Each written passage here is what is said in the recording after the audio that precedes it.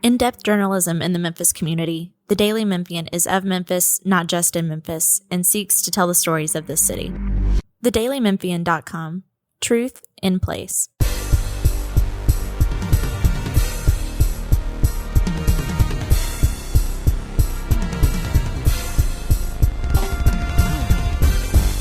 What's up, y'all? Welcome to the Daily Memphian Tigers podcast. I'm Frank Bonner, the Tigers football beat writer, and I'm joined by John Martin, the Daily Memphian Tigers college sports columnist. We've got football portal stuff to get into, but before we get into all that, first, don't forget to subscribe to our show on your favorite podcast platform. You can listen to these episodes and read all about our Tigers coverage at dailymemphian.com. John, before we move on to the offseason, you were having a lot of different emotions going on during the Frisco Bowl. I mean, what was going on there? Well, let's go ahead and break that down. Yeah, highly emotional game, sure. Listen, I thought Memphis offensively, did everything you could have asked them to do in that game. And what bothered me and sort of overshadowed like my overall thoughts about the season in that moment was that in the most crucial moment of your season, this is the chance to get to 11 wins, chance to seal this game, never give the ball back to West Virginia. Ryan Silverfield put the ball in the hands of his kicker, who had never made a field goal of that distance, as opposed to his 4-year starting quarterback, who has converted many of those down in distances.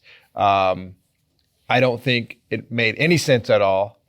I still don't think it made any sense at all. Even if he makes it, the way that West Virginia was moving the ball, I think still left you very much susceptible to that game going into overtime potentially. So I just don't really know what a field goal accomplished. Obviously, it wasn't even close.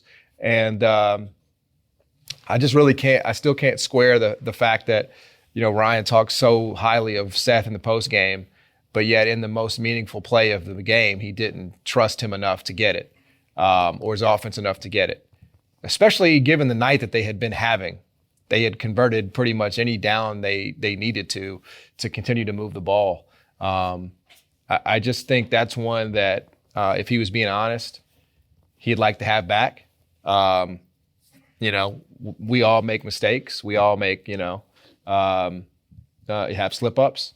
But for me, that decision overshadowed the win. And maybe that's wrong. Maybe that's the wrong way to look at it. But I just don't understand it at all. I just thought it was – I don't think there's a single college football coach in America that has what Silverfield has in a 4-year starter at that position with the running game, with the wide receiving game. Everybody's there. Nobody opted out. And considering the success and the part of the field, to take him off the field after a timeout, by the way, so you ice your kicker that had never made a kick from longer than 43. I just thought it was really bad. And they got bailed out, but I thought it was really bad. Yeah, I'll say, like, in the moment, I can see your frustration, but after the game is over and Memphis wins, does it? Yeah, no. It's not like there's another game to be played. No, so 100%. It doesn't really. I mean, they got the 11th win. Yeah. They did what they did against the But Power Five. you asked me about the in that moment, right? In that moment. And that was what I felt, right? That is what I obviously, yes, they win the game. The players have stuck in all year long, right? And I think that's the most amazing thing about this season is that even though the ultimate goal was taken off the table pretty early, all these guys stayed down. All these guys stayed, loyal to the program. And that's just not the case everywhere, right? That's, guys kind of, have nagging injuries and don't play and, whatever the case may be. But this group definitely, I was pretty inspired by that, to be honest. I was pretty inspired by the fact that, Blankumsey catches the ball there in the fourth quarter and sadly gets tripped up at the 2-yard line. And the first thing he does when he gets off the ground is he points down towards Seth Hennigan. I assume that's who he was pointing at because he wanted to break the record, the touchdown record for Seth. And he was just – I loved that, dude. I feel like in college football, man, we just have less and less of that. Obviously Seth did not break it. He shares it. But those guys definitely wanted to break it for him. And I appreciated the effort level of the players all year long. even through an 11-win season, sounds crazy to say it was tough. It was tough because your ultimate goal was off the table, by week 5. Yeah, and it's almost like it was almost a near perfection that you needed to have, at least in the conference, schedule, right? Because before the season, if you told me that Memphis was 11-2, I would have agreed.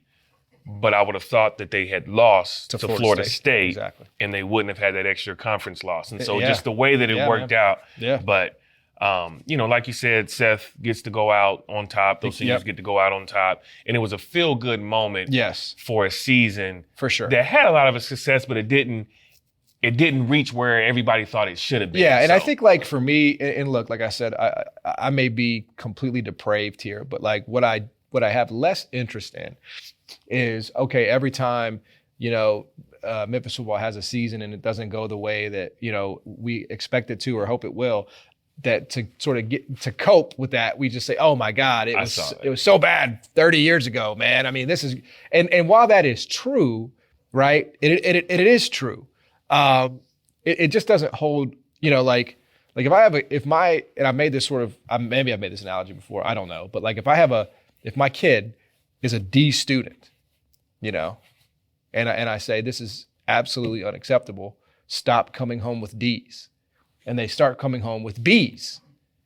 And I'm like, okay, it's a B, like, it's not an A, it's a B, but Dad, I used to be a D student. Get your ass out of my house. Well, get out of my house. Well, I think, so to go with your analogy, the moment you go from D to B, it's all jubilation because you see the progress, right? And so you do get credit for having the B. But once you identify yourself as a B student, it's time to be A. It's like, okay, let's go ahead and get to that A minus. I am no longer impressed with B because you've made, congratulations. B is the standard now. Exactly. You've made the jump from D to B. I'm happy about that because you were on a path of destruction. Right? You were going to, you had no future in life. And so now you go to a B, which is passable, which is doable. Okay, I can live with that. We've all been excited when we got Bs before. We can live with that. But when you've been a B student for, 10 years, right? You start bringing home Bs. I'm like, you want me to, do tricks on it? I'm not going to do that. You know what I'm saying? Like, this is who you are. I need you to take the next step. And you were, as a parent, you told me this was going to be the year you did that. You had all the classes that you wanted. You had all the teachers that you liked. It was set up for you to be an A student this year, and you're still a B student. Now you got your classmate over in Tulane who they've risen their They were supposed to be a C student this year, and they were an A. Yeah. So that's the part of it that's like, it's not disappointing, and in the sense of like, you've let me. It's just that, you could have been more. You could have done more. And so I'm just not that impressed because this is who you've been. And it really only boils down, in my opinion, the Navy game, whatever, it really only boils down to that UTSA game. That's it. And that's just one game. And so like, it's a tough pill to swallow because you're in a predicament where you can't have games where you don't play to your standard because you lose a game like UTS and then that derails all that. But I also think that perspective can be fluid, right? So everything that you just said doesn't necessarily mean that you're crapping on the year, right? Like I've seen some discourse on Twitter where it's like you got to be like all in on the success or complete failure, and there's no in between. And so like there's the conversation is there's not spectrum. A lot of and I never even weighed in on the year specifically. Like I mean, people accuse me of like trying to extrapolate that into something about the season. I mean, like I said, I think the season was like the way I would best describe it is you left money on the table, and to the extent that it is disappointing, it's only disappointing in that your roster is going to change quite a bit. I know we'll get to that, but your roster is going to change quite a bit. And this was your best chance, right? On paper, I'm not saying you won't have more good chances, but this was, your best chance to date to do it. And the Tulane game showed that you were actually good I mean, enough. there's got to be a lot of frustration in that, man, when y'all put it together, I mean, y'all were absolutely the class of this league without a shadow of a doubt, but you didn't get the result. You got to get the result. I mean, I'm not going to sit here and we don't crown paper champs. You got to go out there and you got to earn the wins. And so, the fact that Memphis didn't do that, I think is just it is a disappointment, but it's not a disappointment in the sense of, nothing meant anything this season, right? It's just that, you could have and should have been more than you were. And that's a really uncomfortable feeling. And before we start the transfer portal, I do want to make the point. I do think that some people are not letting Silverfield get away from those back-to-back 6-win regular seasons. Yeah. Like, you look at his last 2 years, he's 21-5. Yeah. But I think for whatever reason, people just don't want to let those scars heal of those back-to-back. And so I think there's some of that in there. No, look, I mean, I think that, like, I was actually talking to a USA Today national writer, Dan Woken, about it, and he thought I was crazy. He's like, anything that would remotely be considered a disappointment at Memphis after winning 11 games is like certifiably insane. And what I said to him was, no, it's not about, it's less about one season, right? It's less about one season. It's about that there has been this is a stretch now. This is a 5-year span where the theme has been not meeting expectations. Like, you had 2 sub 500 years in AAC play. When Ryan Silverfield got the job, Memphis football seasons were great. There were conference championships. There were Cotton Bowls. And now the seasons have gone from great to good. I mean, not bad, but they've come down a notch. They've come down a level. So, it's just underwhelming. I think is sort of the even with 11 wins, like, that's underwhelming because of the schedule that you played. And I just, can it be good still? Yeah, but it's underwhelming relative to what it probably should have been. In terms of conference championships. Yeah, I mean, at least appearing in the game. You're picked first, you should appear in the damn game is kind of where I'm at with it. I can't say go win the game, because it's 60-minute game. You don't know. But over the course of a season, you should have done enough to be in it. And that's the failure. And one thing that hasn't been underwhelming, though, I don't think you can argue, is the recruiting. Yeah. And as we look toward next year, no Seth Hennigan. Now there's no Elijah Herring who went to the transfer portal. You got seniors, all over the roster who are exhausting eligibility. Obviously, the big commitment news right now is Brendan Lewis. He's a veteran. We talked about it. You've got Antoine Hill Jr. coming in, one of the highest ranked recruits that you've ever had, but there needed to be somebody to help kind of bridge that gap as he continues to learn how to be a college athlete. And it looks like as of right now, that guy may be Brendan Lewis. What I do like about having him is that I think he'll bring some unpredictability to the offense because he is a mobile quarterback. So when you get into those second and shorts, third and shorts, having his legs and his athleticism could be a plus for Cramsey to kind of get spicy, or however you want to say, in his play calling. I do like the fact that last year his completion percentage was a little down. It was like 55, or a little over 55%. Well, this year he raised it to 67.6. So I think that's a positive as he's going into Memphis to have that completion percentage. Just what are your initial thoughts of the commitment? Yeah, so I think he's got 29 starts, so he's got the experience. I think they kind of needed to bring in somebody that is probably the favorite to win the job, but is also beatable in camp by Antoine Hill. So I think it's not like a coach pitch, I like to use analogies and stuff, right? So when we played, coach pitch, your coach would kind of throw you the little, meatball over the plate, and you just smack that thing. It's not quite that, because Brendan Lewis comes in with, he's done some things in college, right? But it's an underhand pitch for Antoine Hill. If he's the prospect that Tim Cramsey, and Ryan Silverfield believe he is, then it's a guy that he conceivably should be able to show better than in camp. At least enough to warrant some serious playing time. So, I don't think he's, some great, passer or anything like that. No, he's not like a home run. Yeah. I was texting somebody back and forth, and I said he's not necessarily like a home run hit. No. I mean, he's solid. I mean, he's, we haven't seen him at a stop like this. I mean, Colorado under Durrell was just an absolute disaster. I mean, it was one of the worst football teams I've ever seen. And then, it's not like Nevada won a boatload of games either. I don't know what to make of it. So, this is really his most competitive spot he's ever been. But again, I think he's brought here for a battle. He's brought here for a competition with Antoine Hill and made the best man win. Yeah, and to your point, right? If you're Antoine Hill and you see that, you're not looking at that commitment saying that I don't have a shot to 100%. And so now if you're Memphis, you kind of hedged your bets here, right? That's exactly what they're doing, because they're comfortable enough with him if he winds up being the better player, because he started 29 games and they know he's a senior and he's been in college forever. So you're fine with that if he wins, but you're also fine if he's your backup because Antoine Hill outplays him in camp. I mean, that's just to me what they've set up. Which means that you would be telling yourself, well, if Antoine Hill outplays a veteran, then he's ready as a 100%. I mean, they've done a good job of laying out laying the table, setting the table. We have a table in here. Two tables. We're being told we have two tables in here. Which Antoine Hill, Brendan Lewis. And you're on the Brendan Lewis side, so that obviously you're endorsing him. What? How did we come? I'm not endorsing anybody. Okay. Excuse me. I'm just laying it out there. Got it. But yeah, no, I think it's they brought some, and then of course your man Arrington Maiden. What's he gonna have to say about this? Yeah, I mean everybody's my guy. Anybody I reference is. That's exactly right. They're my guy. You're an Arrington Maiden guy. I thought. No, I'm just saying that like he was. Is it a three-way battle? Could it be a three-way battle? Or he just hasn't shown enough. We'll see. I'm intrigued by his size. I just don't, I'm about to say we'll see this this spring camp. Right.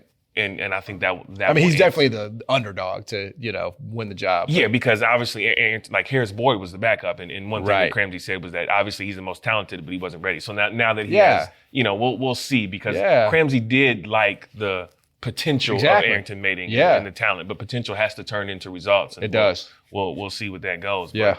But, speaking of expectations, I know one thing we talked about was we'll see what the expectations look like next year as the roster starts to get filled out. Does this move the needle in terms of where expectations should lie for Memphis next year? Obviously, the rest of the roster has to play out. Right. Memphis is notorious for bringing in a transfer running back who can do numbers like Mario Anderson did this year, Blake Watson did last year. Javon Ducker, although it didn't pan out the way they thought, he was a guy who was like, so they'll most likely get a running back. You still got Sutton Smith there. We'll see how they fill out the roster with the receivers and everything like that. But from the quarterback perspective, does this move the needle enough to where you think the expectation should be Memphis should be near the top? It's hard to have that conversation. Right now, there's so much still. Yeah. But I mean, near the top, I don't think they'll be picked to win. I think they'll probably be picked second or third. That feels right to me. I mean, it feels like Tulane will just get the nod there. And then Chandler Martin still has a decision to make. Yeah. If you bring him back and they got to. I mean, they just have a lot to replace. They got to go replace their top two receivers. They got to replace their top running back. They got to replace their quarterback.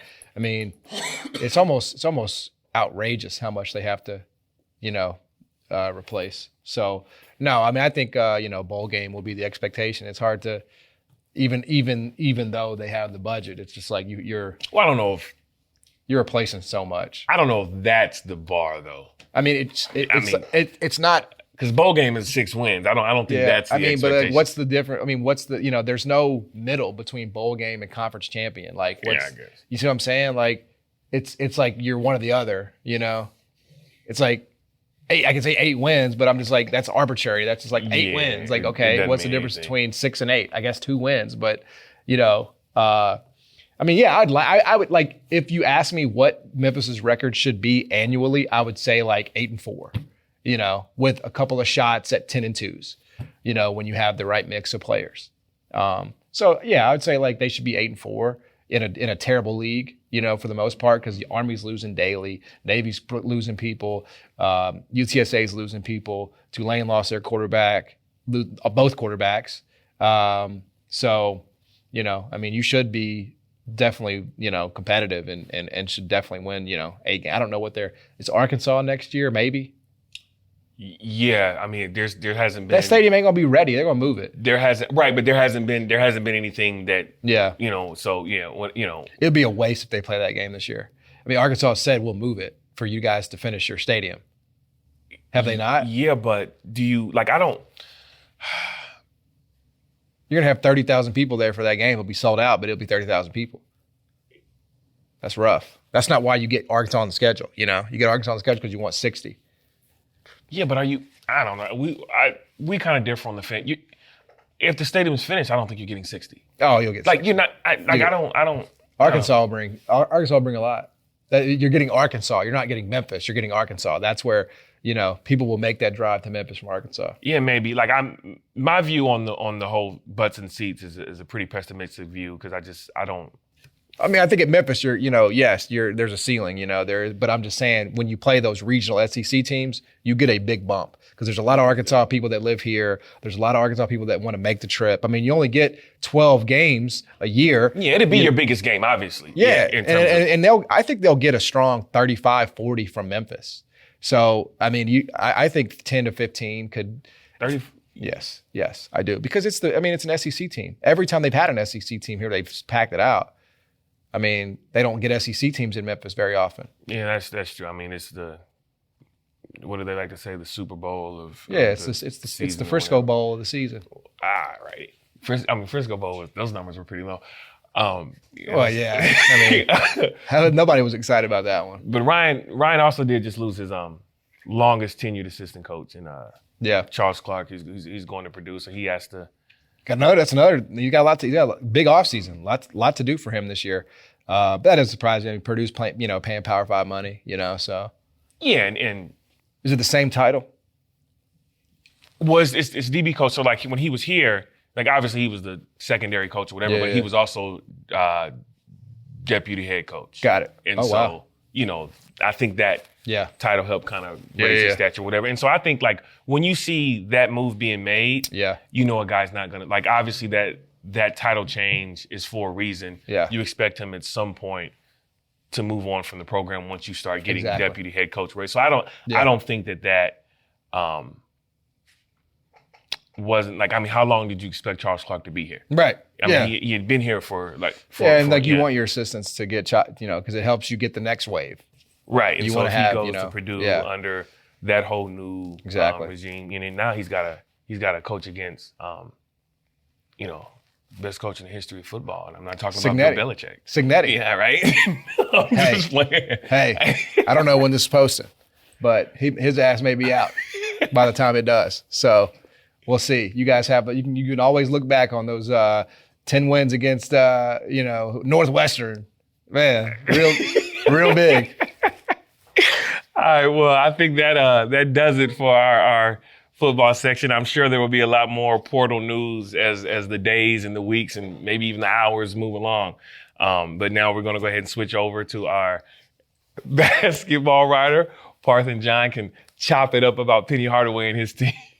All right, Frank, thanks a lot. I am Parth Upadhyaya, obviously the Tigers basketball beat writer here at the Daily Memphian, and I'm joined by John Martin. A lot to discuss surrounding this basketball program.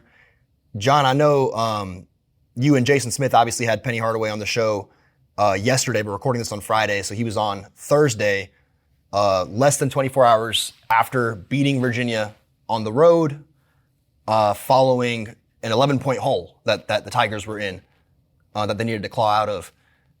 He seems to be in good spirits, man. It kind of follows that trend of this new Penny, this new mentality, introspective Penny. Yeah. One who is not thinking that everybody's against him anymore. Yeah.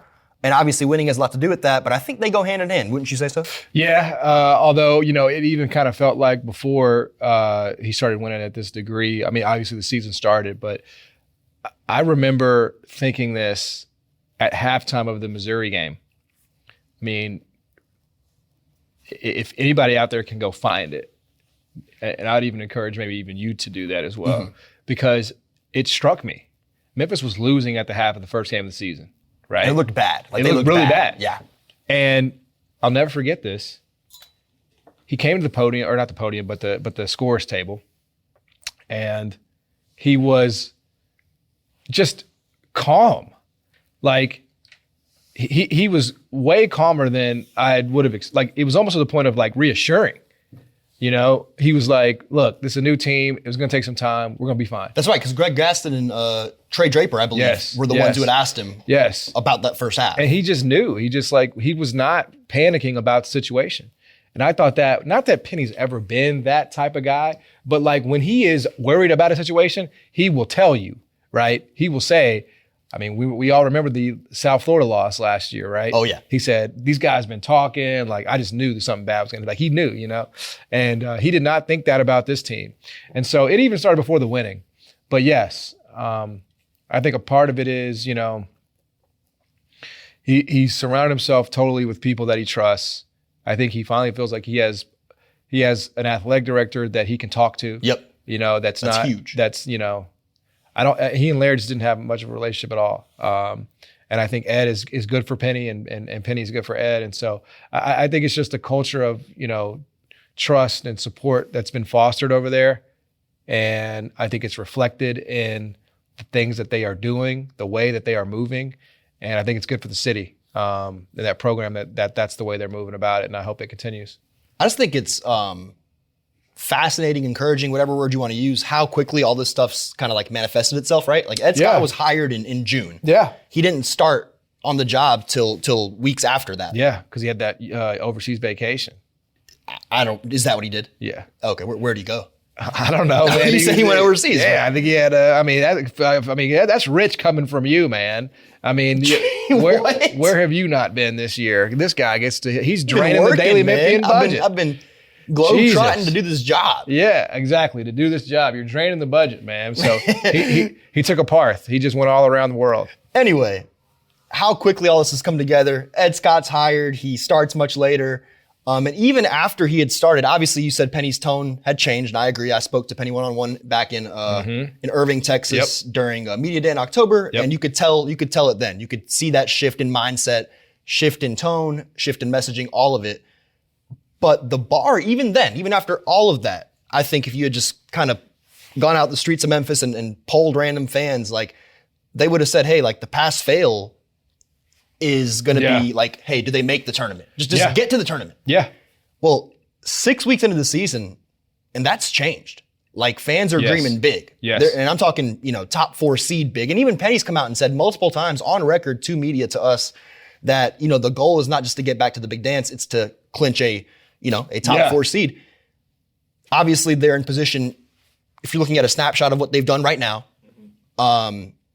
they are now 6-1 in quads 1 and 2. They were 7-1. I think one of those wins turned into a quad 2, I believe, or a quad 3. They, those things change every day, but they're 6-1 in quads 1 and 2. If the season ended today, Memphis would be probably a 4 seed. What's the likelihood that it ends up being that way, 3 months from now, come Selection Sunday, and what will Memphis have to do to ensure it does? Well, I mean, so much of it depends on the wins you've banked, what those teams wind up doing. Also kind of depends on the teams that you've lost to, what they end up doing. For sure. Right? Like, I think you're fine with Auburn, right? It's going to be fine. Arkansas State has won every game, I believe. I think they're undefeated since they beat you. So as long as they continue to win at a high rate and win their league like they were projected to do, maybe that one doesn't kill you as much. If for some reason they fell off and that becomes a quad 4, if Missouri becomes a quad 3, right. Like things like that. But that's the thing, you can't control that. So there's no point even sitting here and spending a single, because I want to share with you a great philosophy, right? Sure. Worrying about things that have not happened yet is a waste of time. It's a waste of your energy, right? Because guess what? May not happen. May not happen. Yeah. And if it does happen, guess what you've done? You've worried about one thing twice. That's true. I love that. So why would you do that? You shouldn't. I'm going to write that one down. You shouldn't do that. I'm going to apply that to my personal life. I like that. There's good stuff. Well, Parth, yep. I don't think I can help you there. Fair enough. I think that is so far gone Jeez. that any philosophy I give you today, I think that needs to be sort of separate. That's for my therapist to handle. Yes. Yeah, I mean, we're working on. Your sort of round of therapists, but shout out Paige. And therapy is good, but there's no point in worrying about things that haven't happened yet, right? And so all Memphis can do is win the games that's in front of it, hope that those teams continue to perform well, win or lose, and that you look up, in March and you've maintained, one of the best resumes in college basketball, because that's what they undeniably have right now. They have more quad 1 and quad 2 wins than anybody in America. But obviously that can change because quad 1 goes to quad 2 goes to quad 3, Correct. It's just so, you just never, some of those it feels like is, like Virginia could become a quad 3. It could. It could. So it's not a great Virginia team, as we know. They're going to lose a lot of games. But they do play in the ACC. So they'll have a lot of opportunities. They will have opportunities to steal a couple too. Although the ACC is pretty trash. It is. As well. It is. Not as trash as the AAC, but that's a whole different story. Yeah, no, the AAC is basically Division II at this point. They did. Rice just lost to a Division II team. Get us a call from Tim Pernetti. Perfect. Might slide in my DMs. Perfect. Tell him to slide in mine. I will, because we got things we need to talk about. I got you. But no, man. Memphis is all Memphis has done is put itself in a really good situation to have its best seed in 15 years. And that's what I was going to say. All this stuff aside, quad 1, 2, 3, 4, whatever. Look, man, if Memphis can win these next 2 games, Mississippi State tomorrow on Saturday morning. Yep. And then Ole Miss on the Saturday following that, December 28th, after the Christmas break. Like you said, the Tigers will be on pace to do something that hasn't been done since the John Calipari era, right? Like Memphis, even when they were going to the tournament under Pastner, they weren't, they had never gotten better than a 6 seed under Josh Pastner. So this is something that hasn't been done in over a decade, something that fans have been waiting and longing and itching for. Yes, because, you go from having to play a Duke or, an Auburn or, I'm trying to think of like the best teams that we worried about, but like, Duke or Auburn or Iowa State you go from having to play a team like that in the second round. So now you get like Purdue, right? In the second round. If you win your first game, you get like a Purdue type, that's a very winnable game on a neutral floor, So, and I would probably bet Memphis in that game. If it's a Memphis versus Purdue in a neutral floor, I would probably bet Memphis. So, I think that's the key. And that's Sweet 16, right? So imagine how we feel about everything if Memphis goes to a Sweet 16 this year. We feel better about the program. We feel better about Penny. We feel better about, because we can really look back. And this was the goal when we started talking about this season, be able to look back at last season and say, that was the anomaly. Exactly. That was the outlier. Blip on the radar. We had bad chemistry. We had bad teammates. We know now how to avoid that from happening again. And now this is who we're going to be moving forward. We're gonna be a team like this, and Penny, I'm gonna keep this process in the off season. You know what I'm saying? So that's the biggest goal. And 11 games in, I just think they're making a hell of a way towards it. And we'll get into the 2 games coming up, obviously Mississippi State and Ole Miss. But before we do that, I just want to quickly touch on, you mentioned something key there that Penny mentioned on y'all's show, which was a change in process, right? Yeah. Like a change in how he does things from a managerial perspective, right? Yeah. In assembling staff, in assembling rosters.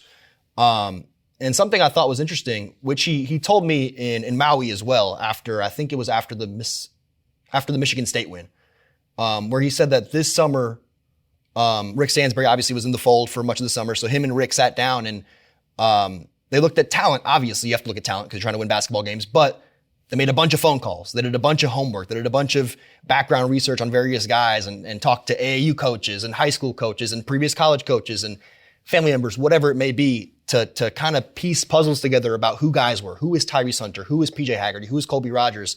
And they made sure that these were guys that had the mental makeup to play at Memphis and to live up to the demands of what Penny Hardaway wants, both stylistically on the court and from a culture aspect. And I think, obviously, in college basketball, culture is huge, Talent doesn't always kind of supersede everything. Yep. It's about a perfect blend of high-level talent and guys who buy into your mantras, right, if you will, in your program. Yep. How would you best summarize, like, kind of that shift in Penny? And what are some of the things that stood out from what he told y'all on your show? I think it's a pretty obvious tweak, right? You probably should have done a little bit more reconnaissance. He probably could have been calling around a couple summers ago, but whatever. But, I get it. Penny's always been a guy that's dazzled by talent, But no, I think it's like, that's the thing. I think Memphis has been close, bro. Memphis has been close. Closer than people want to give it credit for. We could be talking about, this could be a second Sweet 16, This could, you think about a ball bouncing the wrong way, you would have had Fairleigh Dickinson in the second round. Yep. We already know that. So, this program didn't need a major overhaul. It just needed a little tweak here, a little tweak there. They were 15-2 last year to start. They were top 10 in America to start. This program in the last 3 years has been a bad ball away from going to the Sweet 16. They would have been massive favorites over Fairleigh Dickinson.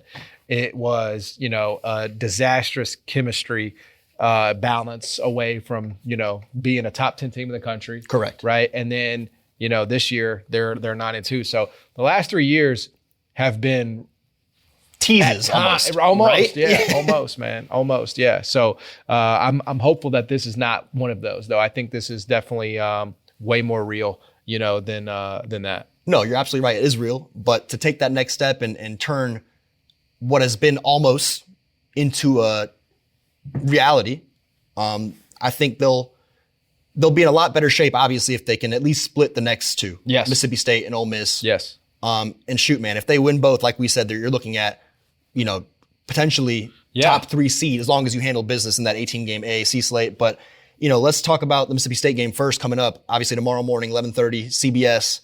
The lower bowl is sold out, which the program put on Twitter a couple hours ago. No coincidence that after, less than 24 hours after Penny Hardaway's on y'all's show and kind of pumping things up, they get that done. But as far as the basketball itself, man, what are you expecting from this Mississippi State team, and how does Memphis kind of match up? Yeah, I think Memphis matches up pretty well. They're a team that definitely can get out and score, obviously led by Josh Hubbard, smaller guard, but don't be fooled by the size. He's definitely a dog. Number one in the country in assist to turnover ratio, by the way, 13-1. He's really good. He's really good for them. And also have, Spook Matthews there, who's been there for 4 years. But they did lose a lot in Tolu Smith in the offseason. So, I think, they're a good team. I don't think they're a great team. I think they're definitely heliocentric. And what I mean by that is, they sort of just have the one player that everything runs through, right? In Josh Hubbard, Well, they got 3 double-digit scores, but Hubbard is obviously the center of gravity there. Yeah. You take him out, you're good. I mean, it's that simple, right? So, again, I'm going to go back to it, heliocentric there, Hail State. But yeah, I think Memphis definitely matches up pretty well with them. They're going to be a 2.5-point favorite, would be my guess, Memphis. And although they are higher in the net than Ole Miss, and I think we'll have time to preview Ole Miss, but or maybe we won't. I have no idea. We'll just have to see. It's a flip of the coin. But I think Mississippi State is the better matchup for Memphis, even with the higher net ranking.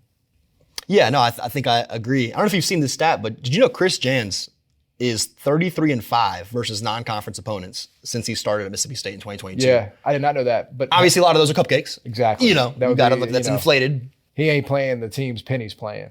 No, and speaking of that, just that period, like Mississippi State is number 2 in the country in fewest turnovers a game, right, at 8.9. Yeah. But they haven't seen. Yeah, the Bulldogs have not seen a defense, I don't think, anywhere near. They were trailing to Utah at half. Yeah. Basically at home.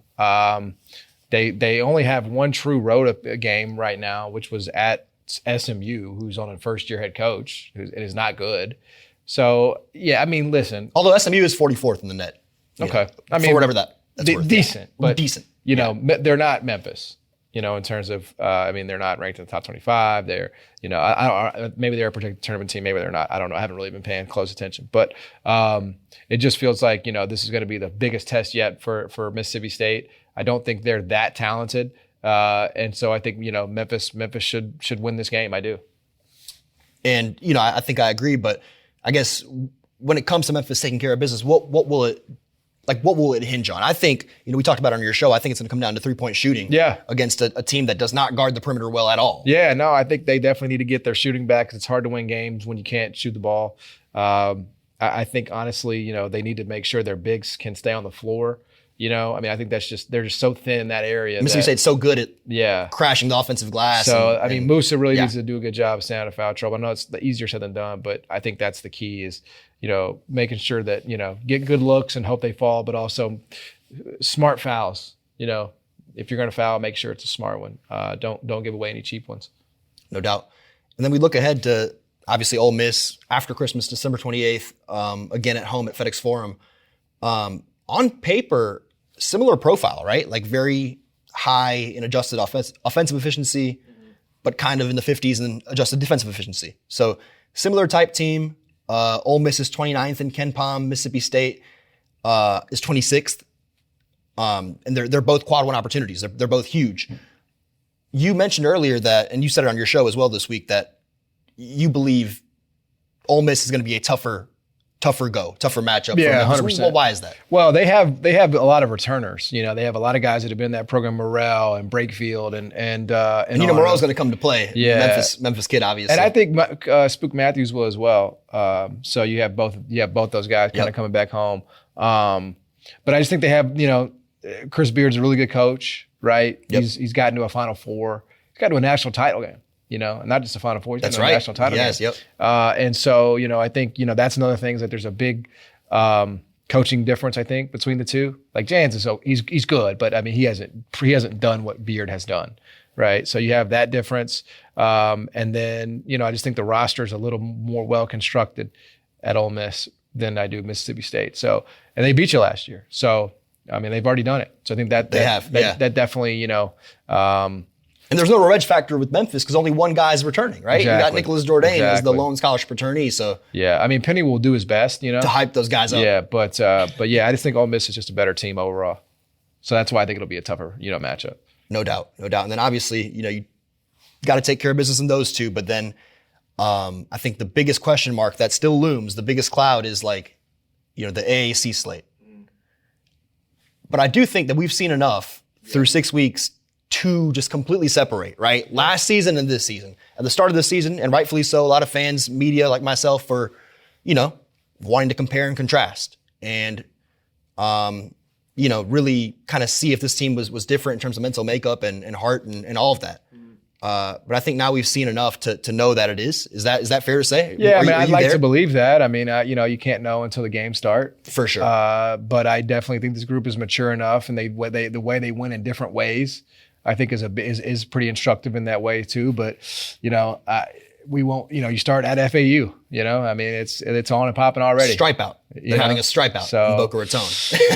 I got free TVs, free cars. You know, I'm gonna keep my promise to myself and not worry about it. You know, and let it happen. You know, and take your own advice. Yeah, you can't worry about what. Can't worry about it twice. So I'm hopeful that indeed they are different for sure. If these next two are wins, right? Let's just fast forward. Memphis beats Mississippi State, beats Ole Miss. To check off Penny's goal, self-stated goal, set it on the record of wanting to get a top 4 seed, how many losses can Memphis afford through that 18-game conference slate? Once again, if they beat both these next two. I think they could probably lose 3. I think that's the max, though. Yeah, if you lose 2, you know, 3. And it depends who they are. Who they're I mean, losing exactly. To, right? But I mean, you're telling me that they'll have 9 quad 1 and quad 2 wins. Well, it'd be going 8 because, like I said, one was.